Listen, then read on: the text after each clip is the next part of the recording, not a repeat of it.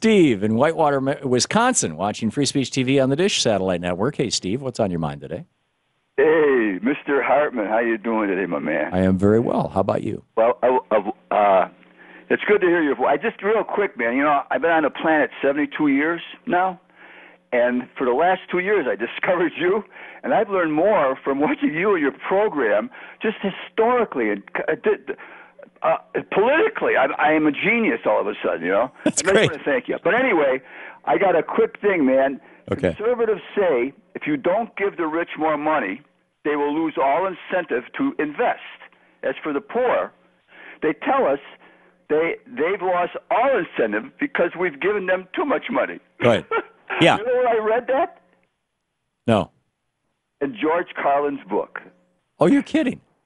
I got his book, and I've been learning a lot from George, so I miss him. You know. Oh, yeah. Anyway, I just had to read that so people would understand what I just said. Yeah. It's really true when you think about it. I mean, the logic of Reaganomics, and they did both of these things at the same time in the 1980s during the Reagan administration. On the one hand, they said rich people will not create more jobs and they will not help the middle class if we don't give them a lot more money. So we got to drop the top tax rate from 74% down to 28%. We've got to take the capital gains tax rate down to zero eventually. They took it down, I think, to 15%. We've got to open up all these loopholes so that rich people can make all kinds of money investing. We've got to change the compensation rules for CEOs so they can't just get regular pay. They can also be paid in stock options, which are taxed at a lower rate and can be very, very profitable.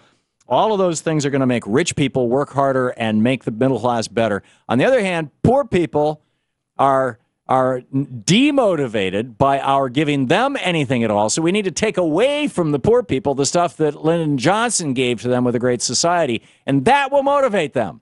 And frankly, I think we should just exactly reverse it. I know. It used to be that way. I know. That's what LBJ did. He said, okay, we keep the top tax rate at 74%, and we will take that money and give it to people who have nothing.